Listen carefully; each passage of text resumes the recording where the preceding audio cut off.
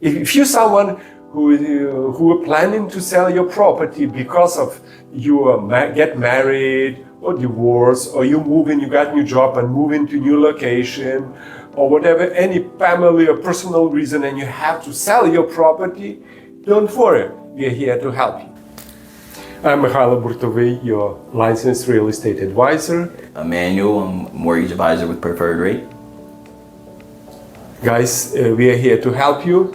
Feel free to reach us out. Subscribe to our YouTube channel because we are going to make many interesting and useful videos for you, up to the date, up to our market condition in Miami, Florida.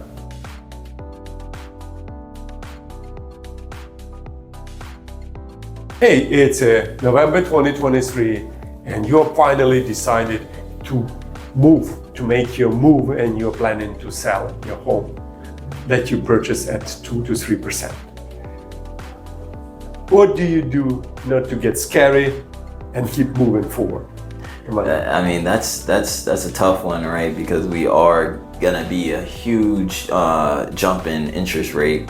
You know, typically when you're going and you're moving, you're only transferring the mortgage to a new property, but you're going to keep your payments around the same. Or if you're going and you're going to get a bigger house and upgrade, then you've already kind of factored the fact that you have a higher income and you want to upgrade, right? So now what happens when you need to sell that 3%, and it's not even going to be an upgrade, it may even be a downgrade because the mortgage is going to be so much higher on that interest rate side of things, and also insurance is going up too. But you know, we'll talk about that a little bit more, but it's a great, you know, topic, and I'm happy that we're diving into it. So when and how we should start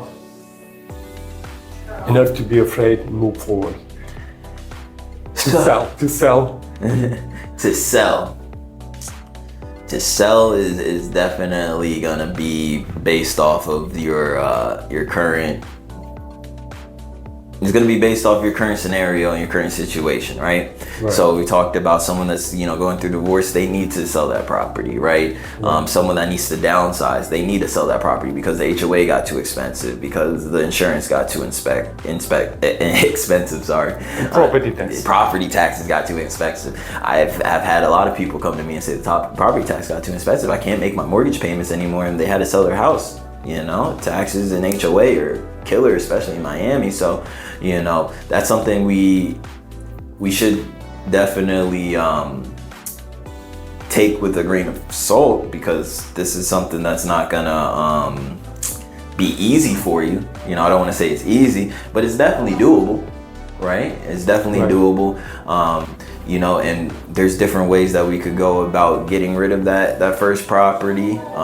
Different ways that maybe we can pay out both parties in a divorce scenario, so that way everybody's broken off evenly, and you still keep that 3%, and you still have the cash necessary to buy your next home. And that's something that I think, you know, we could talk a little bit more about, right?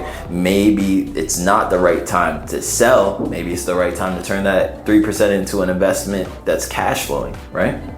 Right. So that's possible to keep your 3%, right? Right.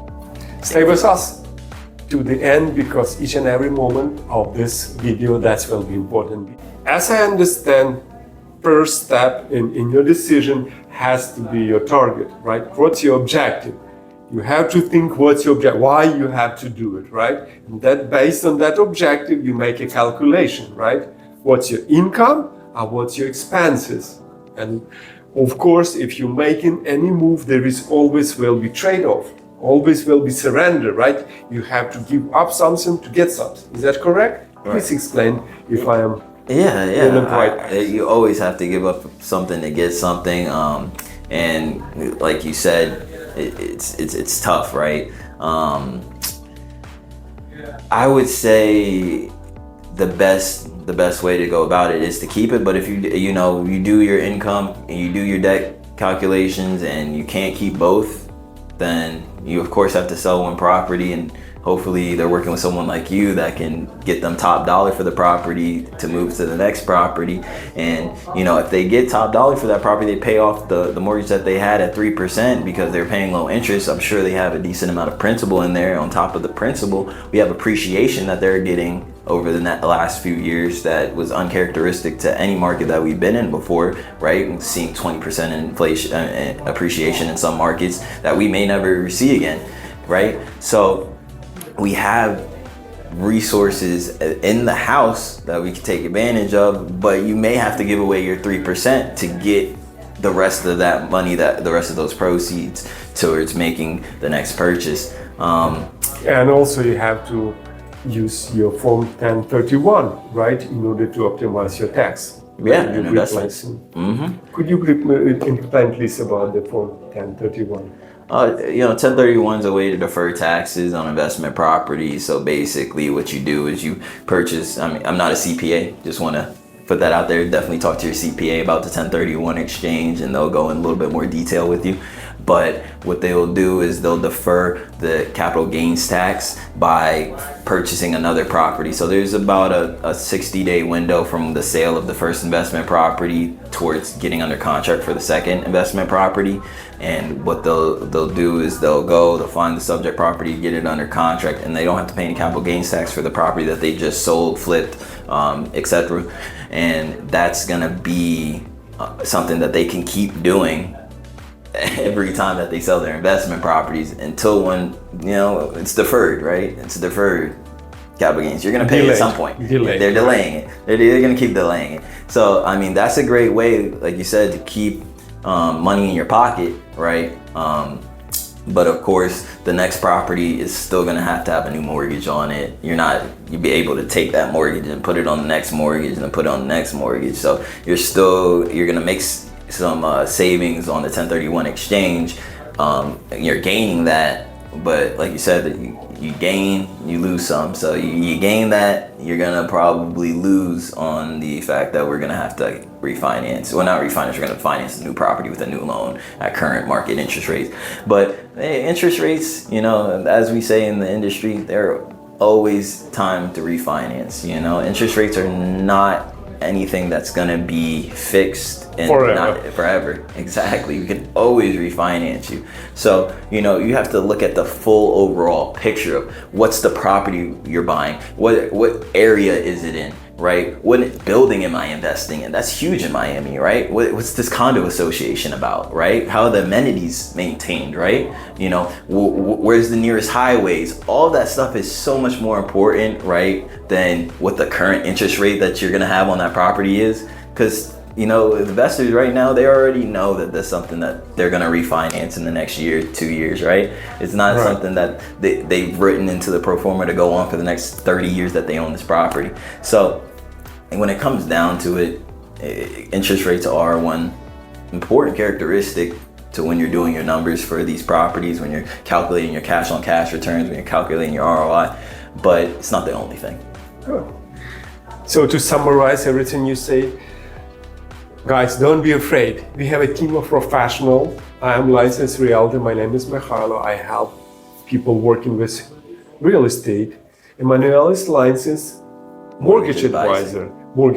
He will help you with a loan. In our team, we have financial insurance people, financial CPA. We have licensed CPA, license all of the people. So reach us out. We will talk about your concrete situation, specific situation, and help you to calculate and to make the best solution for you. So again, you have always to take in consideration the big picture. Make your objective, and based on your objective, make your plan and calculate all possible scenarios. Plan A, B, and C. If the interest rate go up, if interest rate go down. If you change your job, or if you lose temporarily your job, if your business will go decline, or you open new business. There are many, many different factors that have to be taken in consideration, and we are here to help you. And one thing I do also want to add, you know, once again, speak to your CPA about this, but interest on a primary home is tax deductible, right? So when we're talking about interest rate maybe being the biggest reason why you're not purchasing, that's something that you could deduct, and you could change and refinance in the next year or two. So when it comes, you gotta think big picture on this stuff, man. Yeah. You can't pick up the house and move it to the next part of the state. It doesn't work. It doesn't work. No, but we could find some creative ways to get the interest lowered. Correct. Correct. Yeah, and the most stable things that you have here on this planet, that's gold, silver, and real estate. That's a stable, no matter what happens, no matter if the price goes down, very down, it cannot go forever and ever. It eventually will come back. Why? Because of the value of the currency, which is dollar, euro, and other fiat currency, it goes down. So your value of your property, no matter what, will remain or will grow in the future. That's it. Thank you for watching this video. Please subscribe to our YouTube channel. We are working already on the new video. Don't miss that new video. Stay on the top. Thank you, guys. Thank you.